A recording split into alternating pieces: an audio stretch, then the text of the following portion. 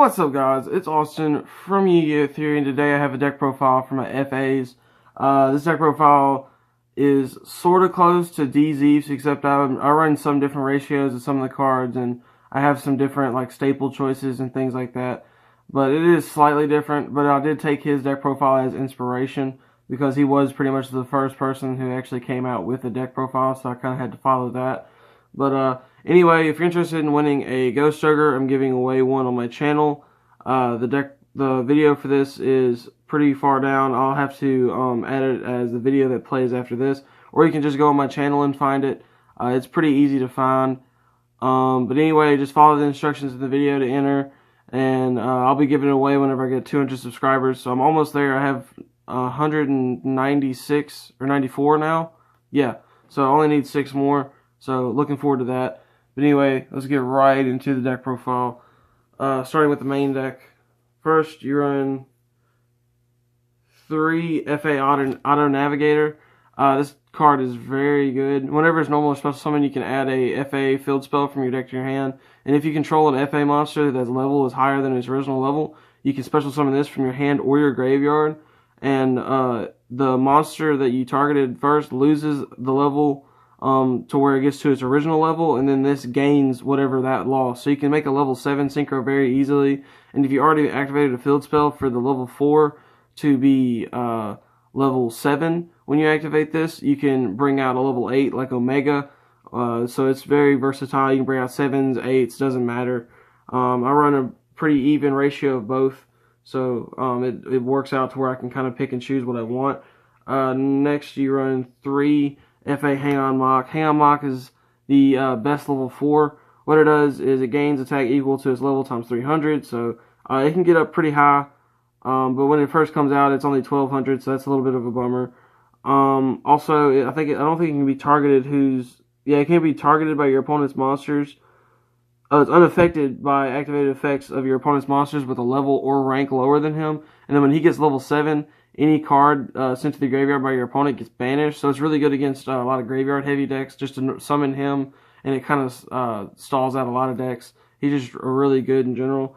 Next, I played 3 Whip Crosser. I think DZ only played 2, which is fine. I just feel like playing 3 makes it where you can see FA monsters a little faster, and without having to search them off with your field spells, because you want to search off your spells because they're better, like Test Run. Pit Stop is okay, but Test Run is definitely really good. But anyway, with Whip Crosser, it makes it where your opponent can't discard cards for monster effects when it gets level 7, and it has the same gain effect. I also forgot to mention that every time a FA spell or trap card effect is activated, that they gain 1 level, and it's a can, so it's optional. You don't have to do it, so it helps out with your synchro plays. But anyway, what he does is anytime your opponent would go to activate a monster effect, they have to pay 300 life points. So it makes it where you can kind of put some burn on your opponent, but the most important effect is them not being able to discard anything. And I just like having another level 4, so I like running it at 3. Next, for the 2 ofs, you run 2 Cock-a-doodle-doo. I'm still waiting for my second one to come in the mail. It's actually been a little bit more than a week since I've ordered it, so I'm not freaking out yet. But everything else has come in except for the Cock-a-doodle-doo, and I wanted to go ahead and do the deck profile. This card apparently went up because of DZ. It was like $2 or something, and then it went up to like 6 or 7. It is a really good tuner. So I mean, it is just a really good tuner. And 2,000 for something you can just special summon out of your hand is really good. Next, I run 2 Zodiac Thoroughblade for the Zodiac combo. It is really strong. Sometimes drawing a Zodiac Barrage without any field spells kind of sucks, but most of the time you're drawing field spells because you run field spells and terraforming. But and even if you already have one of these in hand, it's live, because whenever this is normal special summon, you can discard a Zodiac card from your hand and then draw a card. So you can't activate it the second time, but you probably wouldn't be able to anyway. So discarding to go ahead and get that free advantage is always nice.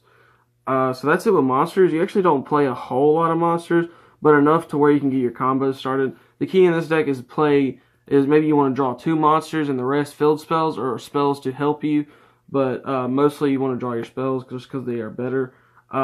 First, for spells, you run 3 of the FA Grand City Prix or City Grand Prix. Sorry, it makes it where your FA monsters are untargeted, can't be targeted by your opponent's card effects. Also, FA monsters gain 2 levels during the main phase and the battle phase, so that attack goes through both. Which the main phase is more important for combos. So, but anyway, when it gets destroyed, you can search out any FA card besides itself. You can only activate that effect once per turn. But most of the time with the FAs, you're going to summon out Ancient Fairy Dragon, pop this, search another field spell, and then search like a test run, or maybe like a level 4 if you're missing that. It's just really good for searching out your missing combo pieces that you need. Next, you run 3 FA Off-Road Grand Prix. It also increases the levels during the main phase, which is crucial for combos. And then when a FA monster you control is destroyed, you can randomly discard a card from your opponent's hand. And then it has the same, whenever it's destroyed, you can add an FA card from your deck to your hand, except for it. Most of the time, if this gets destroyed, you just add the FA City Grand Prix. And you most of the time want to end on the Grand Prix just because it makes it where your FA cards can't be targeted. But the Off-Road Grand Prix is also not that bad to end on. Sorry, I keep slowly scooting that up. Next, you run 3 FA Test Run. FA Test Run is really good spot removal. You just switch an FA monster to defense and destroy a card. It doesn't target, so it's just really good in general. And then you can banish it from your graveyard to destroy an FA monster, especially summon one from your deck. So again, really good. And this also helps your FAs gain levels, so which is always good because you want them to be higher levels so they can get that level 7 effect off if you're just looking to sit on them. Or to get out the Synchro, which is level, I want to say 11 or 9. I can't remember. I think it might be 9. So you want to get that out, so just so you can make it really strong and powerful by it being high level. And it's just a really good card to sit on in general. Next, you run 3 Zodiac Barrage. You just destroy a face-up card and then special summon any Zodiac monster from your deck. It's just really good. By the way, fun story with this card. I ordered 3 Zodiac Barrage and 1 came in as a misprint, so that's pretty cool. I also ordered a misprint Omega, but the misprint on the Omega is a lot harder to see. But I can show it to you here in a minute if it will show up on camera.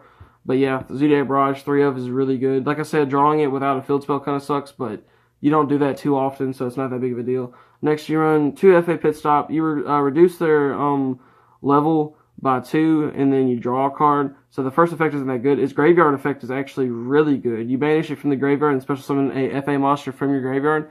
I was thinking about running Foolish Burial Goods just to send this, but I decided against it just because you can always search it out, and after you get 1 there, it's pretty easy just to recycle with Omega. So, and that's like the main reason you run it at 2 anyway. Otherwise, it's not that good because you want to keep your levels up, but drawing a card is always good too. Next, you run 2 Terraforming. I think 3 is a little cloggy. 2 is just fine just because you can search out your field spells so easy. But the problem with searching out your field spells is you already have to have something in your hand to make a play anyway. So I do understand why some people might run 3, but I think 2 is good enough just to being able to see it enough. Next, I run 2 Pot Desires. Pot Desires is good in this deck because you don't really run that many 1-0s besides some of the limited spells and traps.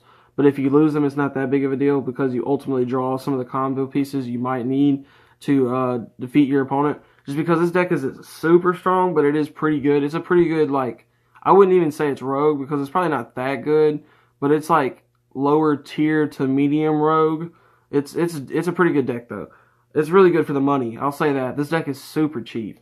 Next I run 1 Upstart Goblin. It's just a standard draw one. I try to run a bunch of like spells that like had a bunch of impact on my card economy, like adding cards, special summoning cards, and drawing cards, because you really want to try to get some cards on the board, because if you don't, this deck is kind of slow and it really sucks to play with if you're not drawing good. So you always want to draw something that might lead to something else to help you win. Like one for one. One for one's a really good card trying to get out your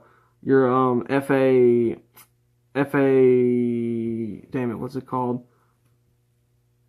FA Auto Navigator. I can't believe I couldn't remember that name.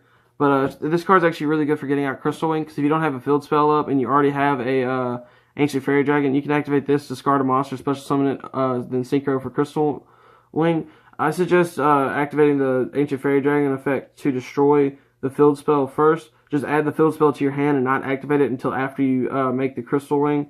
So it's just a really good card in general just for that. Next I run 1 Monster Reborn. Really good for getting back your level 4s. Your Auto Navigator special summons itself a lot back anyway, but sometimes you might need it for Auto Navigator. And special summoning something out of your opponent's graveyard is always good too, so it might work out. I like special summoning Ancient Fairy Dragon back and getting its effect twice. That's really nice, and it's just really funny as well. It's also why I run one Soul Charge. I'm actually not that big of a fan of Soul Charge, but in this deck it's really good because you run through Synchros and your Auto Navigators really quickly, so you want to try to get some of them back. So Soul Charge is really good for that. Next I run one Foolish Burial. It's really good for sending your Auto Navigators. Auto Navigator is like the backbone of this deck if you haven't noticed. One Dark Hole. Dark Hole is just really good. That's pretty much all I gotta say about that. One Twin Twister.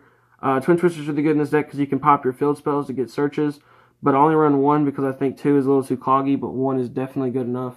That's it for spells. Now with traps, you only run 2 traps because I'm trying to keep this deck as not cloggy as possible. So 1 strike, 1 warning. That's plenty for this deck because you have cards like Test Run to pop cards, and it's also a quick play, so that always helps a lot because it's spell speed 2. While these are spell speed 3, spell speed 2 most of the time is good enough to handle most cards. So, but that's it for the main deck. Now with the extra deck, I run 2 Ancient Fairy Dragon. DZ was only running 1, but I think 1 is good enough. But I like playing 2 just in case 1 gets destroyed, so I have a backup plan.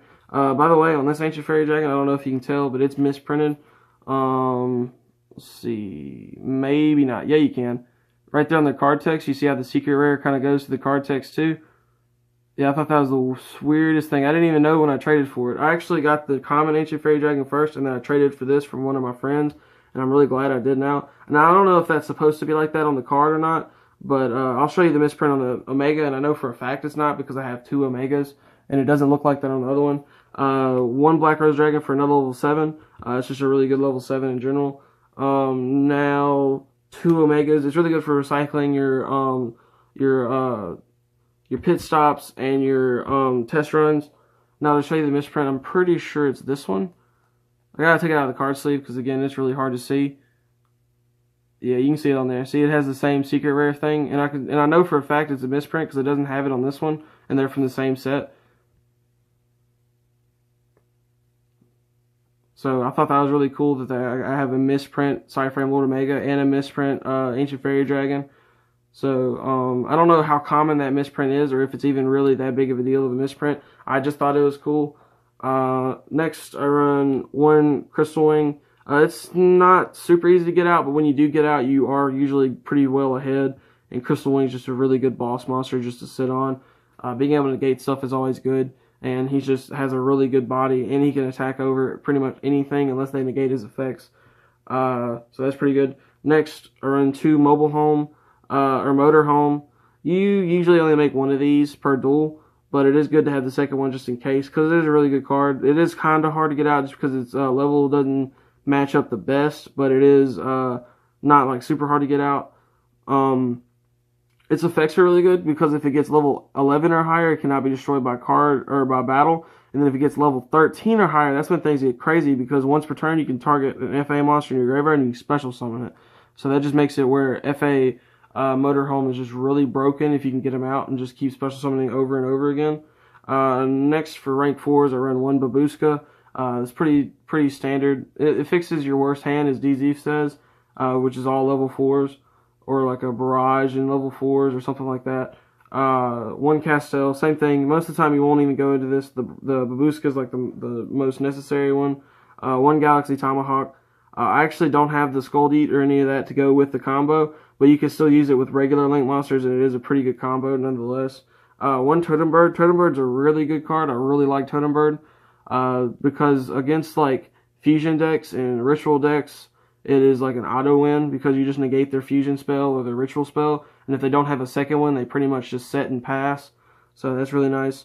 And then next, I run 1 Proxy Dragon, 1 Underclock Talker, or Taker, sorry. And then 1 Decode Talker. That's just the basic links that I have. If you have better links, definitely run them. But I don't have like the best links because I'm Mr. Ball on a budget over here. But yeah. If you enjoyed the deck profile, please like and subscribe. I really appreciate it. Don't forget about the Ghost Hugger. I'd really hate for you to miss out on the giveaway, because I think it is a pretty good giveaway. Even though it's getting reprinted recently, I've been having this giveaway on since before that. So, but anyway, if you enjoyed watching, please like and subscribe. I really appreciate it, and I'll catch you guys next time. Peace.